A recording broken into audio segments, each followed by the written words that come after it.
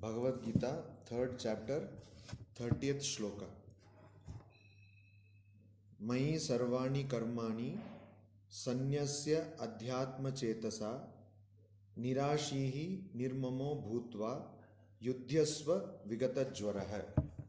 Sarvani, all, karmani, actions, mayi, to me, sanyasya, renouncing, adhyatma chetasa, with mind centered on the self, nirashihi, devoid of hope, nirmamaha, devoid of egotism, bhutva, being, vigata jwaraha, free from mental fever, yudhyasva, fight. So Sri Krishna is telling to Arjuna that renouncing all actions to me or surrendering all actions to me with your mind centered on the self,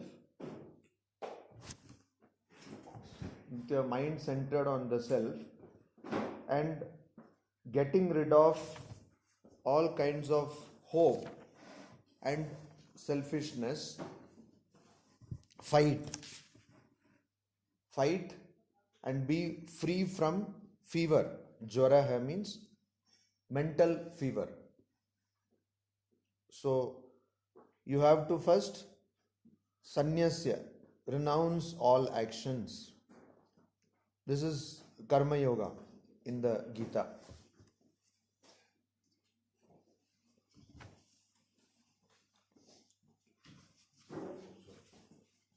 You have to renounce all actions, and you renounce it or you surrender to God. Means you renounce all actions to me, means you renounce all actions and with a attitude of surrender. And how do you do that? You do that by centering your mind on the self. Means you concentrate your mind on the Atman. And you get rid of hope. You should not have any hope. And there should be no selfishness.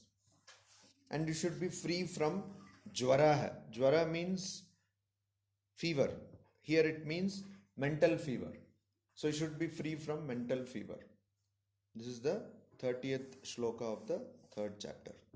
What does it mean? First, that we have to perform actions without any selfish interest. The actions should be performed completely selflessly, without any desire. That is a requirement. Why? To get rid of jwara, to get rid of fever. What is fever? What is mental fever? Physical fever, we know, when the temperature increases, it is physical fever. But when there are thoughts in the mind, when there is suffering in the mind, when there is the constant turmoil of pain and pleasure in the mind, that is called mental fever. So all of us suffer from mental as well as physical fever.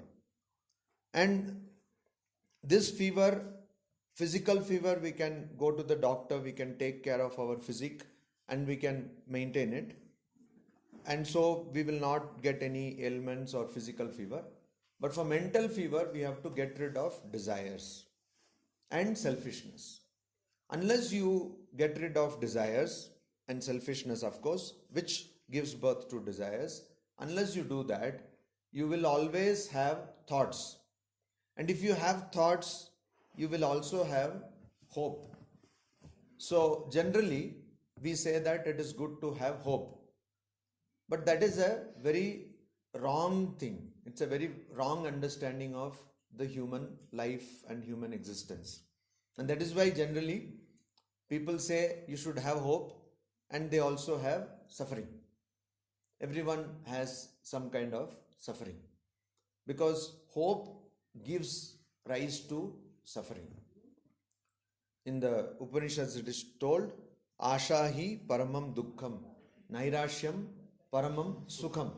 So hope is the greatest suffering, and hopelessness, not in the sense which is used generally, but not having any expectation, is greatest happiness, or it gives you peace of mind. You expect something and then you get suffering. The moment you don't expect anything, the moment you stop expecting anything, then you are free from suffering. This is what happens.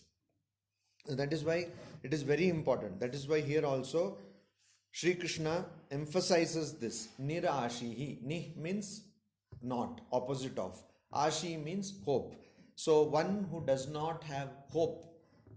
In fact, if you study the Gita properly, if you study from the first to sixth chapter, you will understand that in the Gita, Sri Krishna asks you to become selfless, mindless, and hopeless. Selfless, mindless, and hopeless. What do you mean by mindless? Of course, not in the sense which is used generally, that this is a mindless person or she is a mindless person, not in that sense, but in the sense of not having thoughts. So the ultimate goal of meditation is to go beyond thought, irrespective of what discipline you are practicing that meditation in. For example, if you are doing it in yoga or in Sankhya, the goal is to go beyond thought. Even if you do it in Advaita Vedanta, the goal is to go beyond thought, attain the state of Nirvikalpa Samadhi. Means a place where there will be no thought. So nowadays people say, oh, it is very easy for me to attain this thoughtless state. I just kept quiet and there was no thought. But it is not true. What is happening there? There you are going into a state of stupor. Means you are going to state of you are going into a limbo where you don't know what you are thinking, or you are not so conscious that you are thinking, and so you think that you are a thoughtless person, which you might be in another sense, but you are thinking that I have reached the state of thoughtlessness. But it is not so. How do we know that? The test is to see whether you have any desire or not. So even if you have a small desire, like eating rasgulla. So Holy Mother Sarada Devi says that even if you have a small desire of eating rasgulla, you will have to take birth again. See, rasgulla costs how much? 5 rupees or something? For 5 rupees, you will have to come again. It's really very costly thing for a rasgulla. But that is how desires work. Even if you have a very small desire, you will have to take birth again. And so, if you have desires and yet you think that you have attained some thoughtless state, that is not true. Because thoughtlessness cannot be attained when you have desires, or it cannot be attained when you have hope. You hope something. Which this idea has been told in a different manner by Shankaracharya in his famous Bhaja Govinda Stotra. That Asha na munchati, that this Asha, hope, does not go away at all. Since your youth, you are running after so many things. When you are a child, you wanted to play. When you are young, you wanted to do something else. You are interested in having a relationship. When you became older, you wanted to have money, etc., etc. Then finally you have become old, like many of you here. You have become old, and you have become old, but still your hope does not give up. You don't give up hope. Hope is not leaving you, and that is why you have come to Mayavati. Though you have pain in knee, you say, no, I have got this desire to go to Mayavati. And then you thought that coming here you will suddenly get meditation. Nothing of that sort is going to happen. Probably you may disturb meditation of some other people, but you might not get anything. Okay, so that is what is happening. Why? Because of desires. So this desire is the greatest enemy. And how to control this? First, by doing work without any selfish interest, without any selfish motive. How to do that? In the beginning, it is very difficult. unless you have an idea about who you are. Yesterday we were talking about that, who you are. Unless you have a very good, clear conception of that, you cannot simply start doing selfless work. So before you have that, Mai Sanyasya, you renounce actions to me. That means you surrender all actions to me. That doesn't mean that you do things for the body and the mind and you say, I surrender it to God. There has been a great tradition of people, dacoits in India, who used to worship Kali, and they used to, it is told that that tradition is still continuing, but people don't know maybe. So they worship Kali and they used to offer the loot to Kali, etc. So that kind of offering is not what is being talked of by Sri Krishna, because that offering is an offering which is centered in the idea of body and mind. And when you think yourself to be body and mind, then you don't understand any state which is beyond body and mind. And so you're not bothered in giving up hope, you're not bothered about giving up selfish motives, etc. So here what is being talked of is a state where you understand at least that you are the child of God. At least this much understanding you should have. If you don't have that, then you will not be able to practice. And what is the harm if you don't practice? Then you will not be able to be free from suffering. You will always suffer. We suffer because of our wants. So this is what is told here. Free from mental fever. And once we are free from mental fever, we will be eventually free from Bhavajwara also. What is Bhavajwara? Bhava means the fever of transmigration. Again and again you have to take birth and you have to die. From that also we will be free. Then in the next verse, Sri Krishna says, Ye me matam idam nityam anuttishtanti manavaha shraddhavantah anasuyantah muchyante te api karmabhihi. Here we have two concepts. One is Shraddha and the other one is Anasuya, means lack of jealousy. Now, Swamiji emphasizes this concept of Shraddha very much. He says that a person who is successful and a person who is not successful, the difference between these two people is the difference between Shraddha. Elsewhere he says the difference is between concentration. But every time he says what we today need is Shraddha. What is Shraddha? So if you don't read it properly, if you read Shraddha as, if you write it in English, you don't have this long vowel and short vowel in English. A is A. Even for arm and apple, A is A. So if you read it wrongly, it will become Shraddha, which in Bengali also means, if you do Shraddha of somebody, means you are doing chutney of that person, or you're insulting, or you're telling talking ill of that person.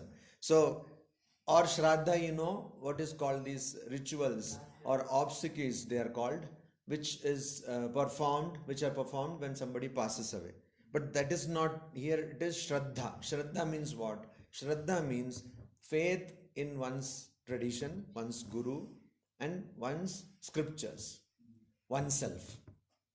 It begins with one's own self.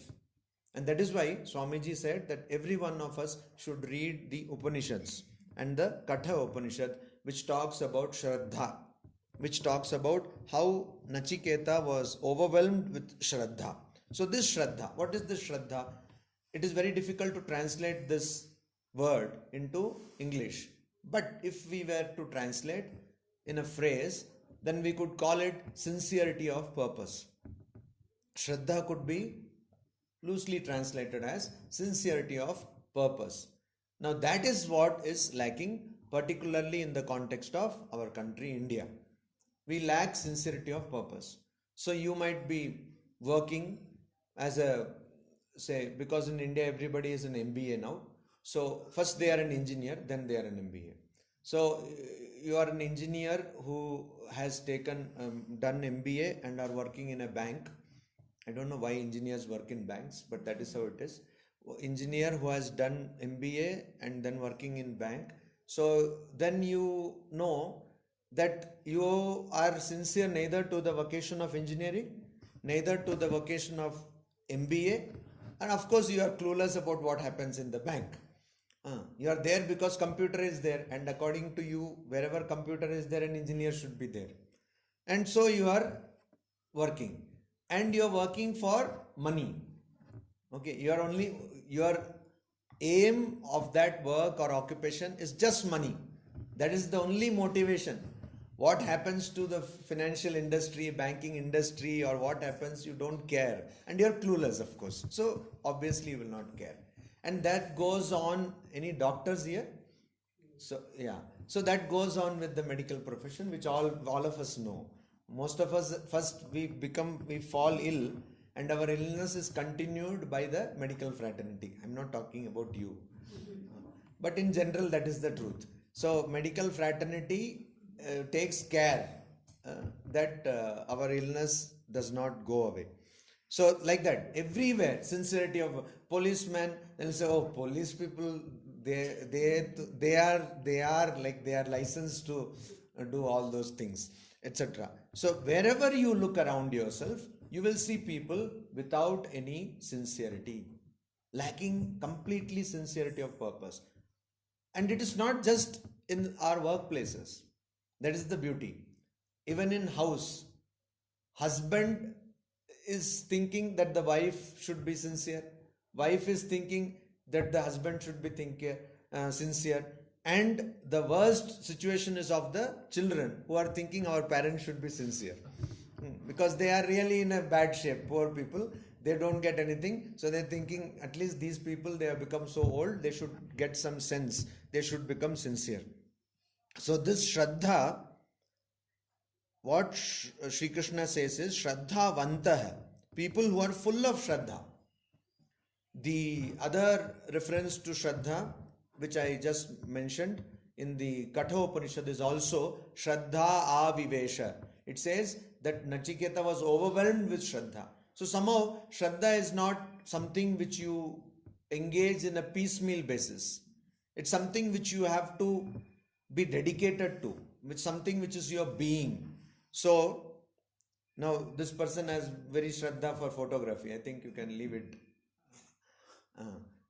Everybody is now having Shraddha for this one thing, and with Shraddha they die also.